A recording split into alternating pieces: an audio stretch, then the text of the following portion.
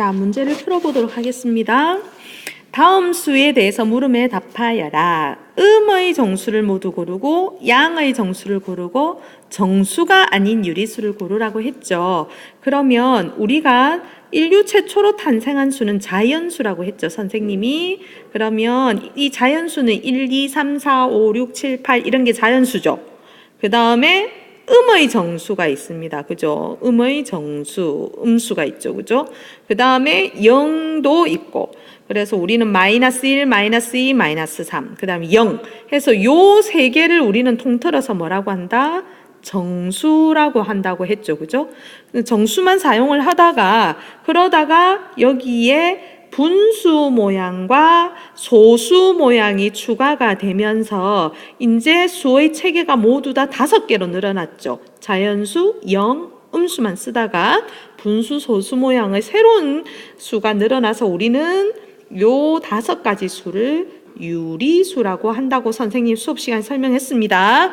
자, 그러면 1번 음의 정수를 구하시오. 그럼 이 음의 정수는 여기서는 마이너스 5, 마이너스 8, 마이너스 6, 이 음의 정수가 되겠죠. 그 다음 2번 양의 정수를 구하라고 했으니까 양의 정수는 플러스 9, 플러스 7이 양의 정수가 되겠죠. 그럼 마지막으로 3번 정수가 아닌 유리수를 구하라. 정수가 아닌 유리수는 결국은 분수 소수를 구하란 말이죠. 그럼 이 중에서 분수 소수는 마이너스 3분의 1 플러스 2분의 1이 해당하겠습니다. 그러면 여러분들 지금 보다시피 뭐가 빠졌나요?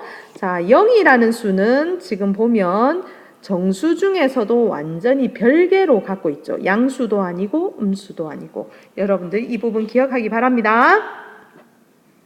자, 8번 A와 B의 절대값은 같다. 절대값을 한 번 더 공부해 봅시다. 우리가 절대값이라는 의미는 마이너스 2의 절대값도 답이 2고 플러스 2의 절대값도 답이 2죠. 그죠? 그래서 원점과 그 숫자 사이 거리를 의미하기 때문에 절대값은 항상 이렇게 숫자로 양수로만 나온다고 했죠. 그죠? 그럼 A와 B는 절대값이 같다. A는 B보다 4만큼 크다라고 한다면 여러분이 수직선을 한번 생각을 해보면 A는 B보다 4만큼 크다 했으니까 A가 여기 있고 B는 여기 있겠죠. 그죠? 0을 기준으로. 그죠?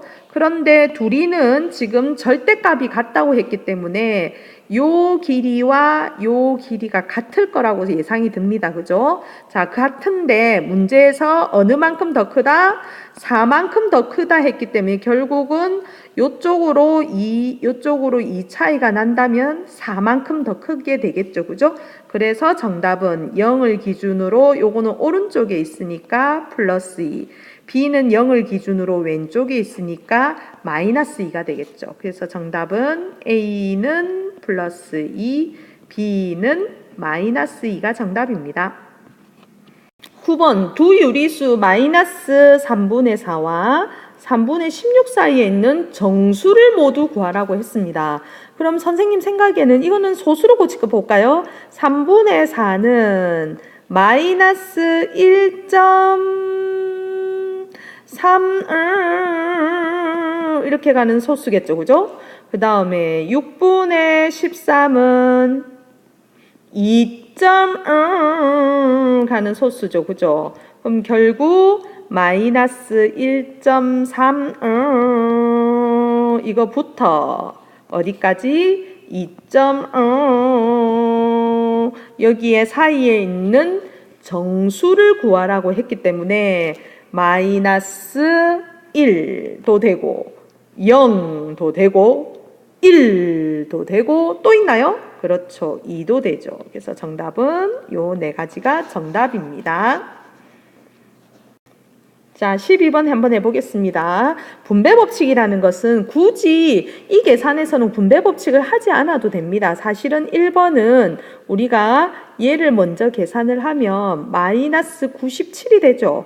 거기에 마이너스 12를 곱해서 계산을 하면 답이 나옵니다. 하지만 여기서는 분배법칙을 한번 해보라고 했으니까 분배법칙이라는 것은 요 뒤에 있는 마이너스 12가 요 엄마한테 곱하기를 서로 갈라주는 법칙입니다. 이거는 문자식에서 훨씬 더 많이 나옵니다. 자, 그럼 분배법칙 한 번 더 적으면 이 마이너스 100이라는 애가 있고 플러스 3이라는 애가 있는데 여기에 곱하기 마이너스 12를 각각 요 숫자에 이렇게 곱해준다는 의미입니다. 그리고 가운데 지금 플러스가 있기 때문에 플러스를 적어주면 과연 위의 답과 밑에 답이 같이 나오는가를 한번 살펴봅시다. 계산을 하면 마이너스 1200 더하기 얼마가 되나요?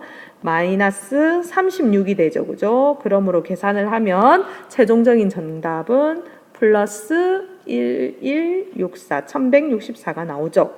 그러면 위에 것도 계산을 하면 플러스 마마는 플러스고 1164가 나오죠. 그죠? 그래서 분배법칙은 위에 1번처럼 계산을 하나 2번처럼 계산을 하나 결국 답은 어떻다? 같다는 것을 여러분이 알 수 있습니다. 그런데 선생님이 수업 시간에 분배법칙을 굳이 이야기 안 했죠. 그 이유는 저 뒤에 가면 문자식에서 훨씬 더 많이 나오기 때문에 그렇습니다.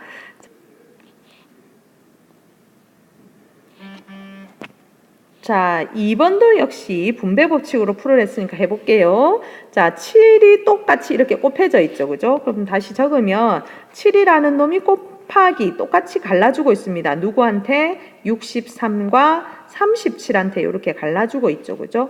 그럼 이 계산은 7 곱하기 결국은 얼마가 되나요? 100이 되죠. 그래서 정답은 700이 되는 겁니다. 그러면 방금처럼 이렇게 푼 거하고 결국 위에서 계산한 답이 똑같이 700으로 나오죠. 그것을 알아보는 문제입니다.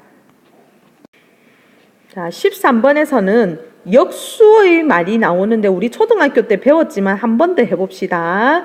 3분의 2의 역수를 구해라고 하면 분자와 분모를 바꿔서 2분의 3이 되겠죠. 마이너스 5분의 4의 역수를 구해라고 하면 마이너스 4분의 5가 역수입니다. 그럼 좀 어렵게 볼까요? 2의 역수를 구하라면 2는 1분의 2니까 2분의 1이 역수가 되겠죠. 마이너스 3분의 1의 역수를 구해라고 하면 마이너스 1분의 3이니까 마이너스 3이 되죠. 그죠? 그래서 이런 식으로 역수가 됩니다. 자, 그렇다면 자, 5의 역수를 구해라 하면 5의 역수는 5분의 1분의 5의 반대니까 5분의 1이 역수가 되겠습니다. 그 다음에 마이너스 5분의 3의 역수를 구하라고 했기 때문에 마이너스 3분의 5가 역수가 되겠습니다. 그러면 여기서 요 값을 A라고 하고 요 값을 B라고 했을 때 A 빼기 B를 구하라고 했기 때문에 5분의 1에서 5분의 마이너스 3분의 5를 결국은 빼라는 의미죠. 자, 여기 여러분들 요 빼기는 문제 속의 빼기고 요 값은 B의 값이 되겠죠. 요 값은 B의 값이 됩니다. 헷갈리면 안 됩니다. 그러면 수업 시간에 강조했죠. 마마는 플러스 결국 5분의 1 더하기 3분의 5를 계산한 값과 그 답이 같겠죠. 그러므로 여러분들 통분을 한다고 생각을 하면 정답은 15분의 3, 15분의 25, 그래서 정답은 15분의 28이 정답입니다.